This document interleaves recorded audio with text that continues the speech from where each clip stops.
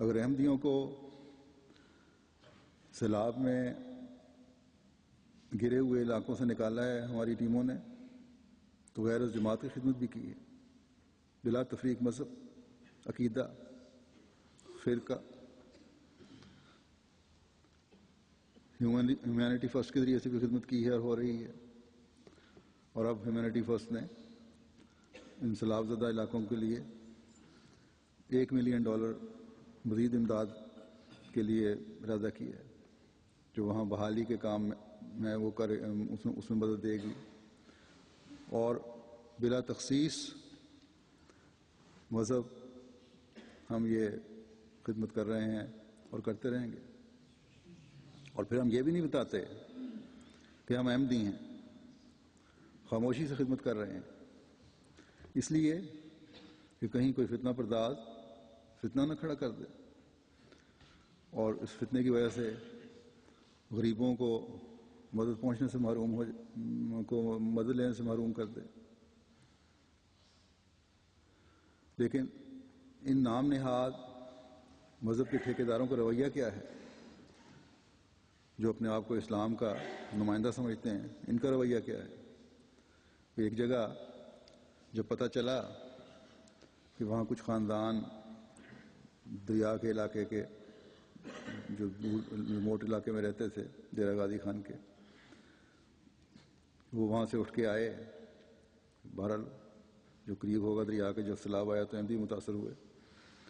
جو خاندان وہاں سے اٹھ کے آئے، تو جب ان لوگوں کو یہ پتہ لگا تو ان کو احمدی خاندانوں کو انہوں نے خوراک وغیرہ تو کیا دینی تھی، وہ تو ہم نے انتظام کر لیا تھا خود ہی۔ جو اسکول میں شیلٹر ملا ہوا تھا وہاں سے بھی ان کو نکال دیا گیا کہ یہ قادیانی ہیں، یہاں نہیں رہ سکتے۔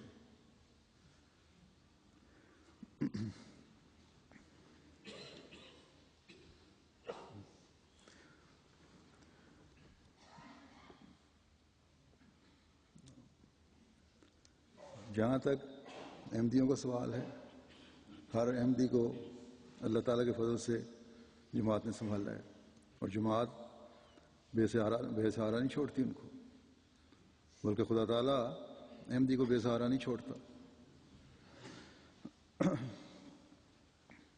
ان کا انتظام تو ہو گیا، لیکن ان لوگوں کی بدفطرتی کا پتہ چل گیا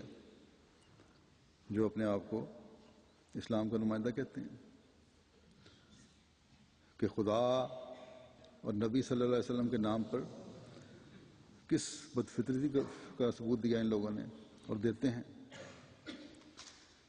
یہ طوفان اور سیلاب لاہور میں ہماری مساجد کے واقعے کے بعد آئے، جہاں ظلم و بربریت کی ہولی کھیلی گئی۔ اس تناظر میں اگر دیکھیں تو جماعت احمدیہ کا بلند کردار مزید نکھر کر سامنے آتا ہے کہ باوجود یہ سب ظلم سہنے کے، اپنے ہم وطنوں کو پریشان دیکھ کر جماعت فوراً مدد کے لیے آگے آئی۔ جماعت کے افراد کی قربانی کی قدر اور بھی بڑھتی ہے جب ہم دیکھتے ہیں کہ ہمارے مسجدوں میں شہید ہونے والوں کے گھروں میں اس وقت جب ابھی ان کے گھروں سے جنازے بھی نہیں اٹھے تھے، محلے والوں کی طرف سے بعض جگہ مٹھائی پہنچی کہ لو مٹھائی کھاؤ اپنے شہیدوں کی خوشی میں۔ اس سے بڑا مذہبی اور اخلاقی دیوالیے پن کا اور کیا اظہار ہو سکتا ہے یا ہوگا، جو قوم کے بعض لوگوں کا مولوی نے کر دیا، بالکل دیوالیہ کر کے رکھ دیا۔ اور پھر محلے کے بچے بعض جگہ احمدی بچوں کو کہتے ہیں کہ انہیں گٹر میں پھینکنا ہے کیونکہ یہی ان کا مقام ہے، یہی ان کی جگہ ہے، جس کی وجہ سے بعض گھرانوں کو اپنے گھر تبدیل بھی کرنے پڑے۔ لیکن احمدی کا بلند کردار پہلے سے بڑھ کر ان حالات میں بھی اپنی شان اور چمک دکھاتا ہے۔ جب خوراک اور مختلف اشیاء بلکہ دوائیوں اور تعمیراتی کاموں کے لیے جماعت خدمات پیش کرتی ہے تو بلا تخصیص بغیر یہ دیکھے کہ کون کس وقت کس قسم کی دشمنی کرتا رہا ہے، ہر ایک کو مدد کے لیے ہر ایک کی مدد کے لیے گئی اور مدد پہنچائی۔ بس یہ ہے وہ حقیقی اسلام کی تصویر جو آج جماعت احمدیہ پیش کر رہی ہے۔ یہ اسوہ رسول پر چلنے کا اظہار ہے۔ بس جماعت احمدیہ تو گالیاں سن کر دعا دو، پاک دکھ آرام دو کے حکم پر عمل کرنے والی ہے، اور اللہ تعالیٰ کی رضا کی خاطر یہ کرتی چلی جائے گی۔ یہ مخالفانہ حالات صرف پاکستان میں نہیں بلکہ دنیا کے کسی بھی خطے میں جب احمدیوں پر ظلم ہوتا ہے تو جماعت وہاں بھی جب بھی وقت پڑے اپنے اعلیٰ اخلاق کا مظاہرہ کرتی ہے۔ گزشتہ دنوں انڈونیشیا میں پھر ایک جگہ جماعت کی مسجد کو اور احمدیوں کے گھروں کو 5-6 گھروں کو، کاروں وغیرہ کو، 1-2 کاریں تھیں یا موٹر سائیکل تھے، ان کو آگ لگائی گئی، لیکن جماعت نے وہاں بھی جب ان کو ضرورت پڑی طوفان کی صورت میں ان کی مدد کی۔ انڈونیشیا میں کم از کم غیرت جماعت میں یہ شرافت ہے، بہت سارے لوگوں میں پڑھے لکھے اور جرأت بھی ہے کہ مسجدوں اور گھروں کو جلانے والوں کی کافی سیاستدانوں نے اور بڑے لیڈروں نے مذمت کی ہے، بلکہ سابق صدر مملکت جو تھے عبدالواحد، ان کی بیگم افسوس کے لیے جماعت کے گھروں میں بھی گئیں، ان لوگوں کے پاس گئیں جن کا نقصان ہوا تھا۔ کاش کہ ہمارے پاکستانی لیڈروں کی آنکھیں بھی کھلیں اور سیاسی قدروں اور اخلاق کو جاننے والے بنیں۔ بہرحال احمدی تو ہر حال میں دنیا کو ہلاکت سے بچانے کے لیے کوشش کرتا ہے اور اس نے کوشش کرنی ہے، زمانے کے امام کا پیغام پہنچا کر بھی اور دعاؤں میں خاص توجہ دے کر بھی ہم نے اپنی کوشش کو جاری رکھنا ہے، اور ہمارے ان اخلاق کو کوئی ظالم اور کوئی کسی بھی قسم کا ظلم ہم سے چھین نہیں سکتا۔ ہماری دعائیں انشاءاللہ تعالی ایک دن وہ رنگ لائیں گی جب ظالم اور ظلم صفحہ ہستی سے مٹ جائیں گے۔ ہمیں ہمیشہ یہ دعا کرتے رہنا چاہیے کہ اللہ تعالیٰ دنیا کے ہر ایک کو، ہر شخص کو اور ہر ملک کو ظالم اور ظلم سے پاک کر دے۔ ہمارا یہ کام نہیں کہ دنیا میں فتنہ و فساد پیدا کر کے اپنے حقوق کے لیے جنگ لڑیں۔ ہمارے پر ظلم دین کی وجہ سے ہو رہے ہیں، اس کے علاوہ تو اور کوئی وجہ نہیں، اور دین کی خاطر لڑائیوں سے ہمیں اب زمانے کے امام نے روک دیا۔ دعا ایک ہتھیار ہے اور بہت بڑا ہتھیار ہے جس سے ہماری فتح انشاءاللہ تعالیٰ ہونی ہے اور ہوگی۔ اصل مقصد ہمارا خدا تعالیٰ کی رضا کا حصول ہے،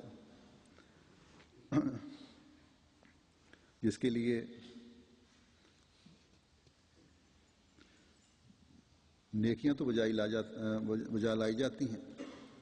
لیکن فتنہ اور فساد اور الف سے کام نہیں لیا جاتا،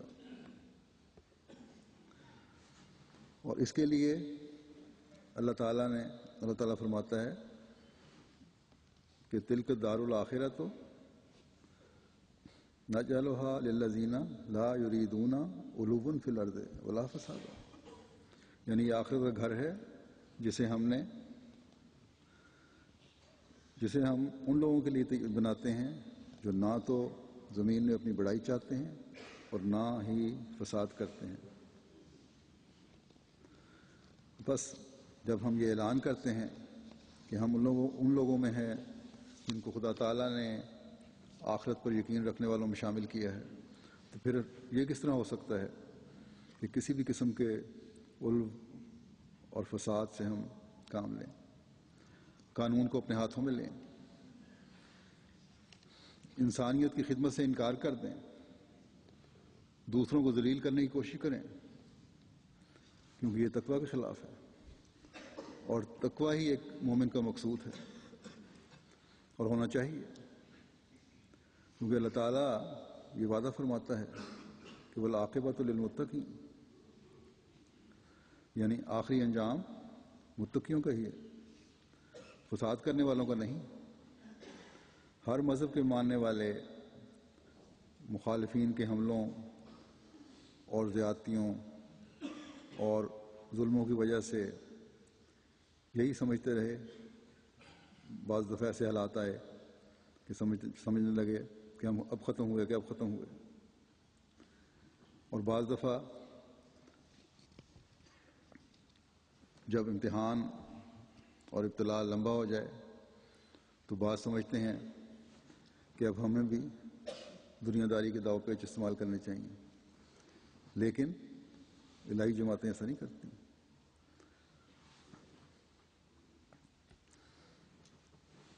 بعض لوگ مجھے خط بھی لکھ دیتے ہیں کہ ہمیں بھی کچھ اب اتنا صبر اچھا نہیں ہے۔ پہلی بات تو یہ ہے، میں نے جیسے کہہ دیا کہ جنگ تو ہمارا، فساد ہمارا مقصد ہی نہیں ہے۔ ہم نے اس زمانے کے امام کو مان لیا، جو مان لیا تو جو وہ کہتا ہے اس پہ حرف بحرف چلنا ہے۔ اور پھر یہ کہ نیک فطرتوں کو اس قسم کے فتنہ و فساد کے داؤ پیچ آ ہی نہیں سکتے، کیونکہ اگر ہم کوشش بھی کر لیں تو ہم نہیں کر سکتے، کیونکہ ہماری فطرت کے خلاف ہے۔ ہمارے روا کے ارد گرد جو علاقہ ہے جس میں وہاں کے مقامی باشندے آباد ہیں، یہ روا میں کیونکہ پارٹیشن کے بعد آباد ہوا، تو وہاں آنے والوں کو، ہمیں روا کے شہریوں کو، ارد گرد کے لوگ، مقامی لوگ مہاجر کہتے ہیں۔ تو ایک دفعہ باتوں میں ان کا ایک آدمی کہنے لگا، اچھا ان لوگوں کا یہ کام ہے کہ لغو کام، بیہودہ کام، چوریاں، چکاریاں، ڈاکے وغیرہ اس میں بڑے مشہور ہیں۔ روا کوئی بڑا محفوظ کرنا پڑا تھا شروع میں ان لوگوں سے۔ ایک دو باتوں میں بتا رہا تھا کہ ان کا ایک آدمی کہنے لگا پنجابی میں کہ یہ لغو قسم کے کام ہیں ہمارے، برائیاں جو ہیں، پنجابی میں کہتا ہے کہ ان کاموں میں جتھے تواڈے سیانے دی عقل ختم ہوندی ہے، ساڈے کملے دی شروع ہوندی ہے۔ یعنی یہ کام ایسے ہیں، یہ برائیاں والے کام، کہ یہ تم لوگ جو مہاجر ہو، جہاں تمہارے عقل مند کی عقل ختم ہوگی، وہاں سے ہمارے بیوقوف کی عقل شروع ہوتی ہے۔ اتنے ماہر ہیں ہم، تو ہمارا تو ان سے مقابلہ ہو نہیں سکتا۔ ہم تو اس ہمارے مقابلے میں ان کے بیوقوفوں کا مقابلہ نہیں کر سکتے اس فتنہ و فساد میں۔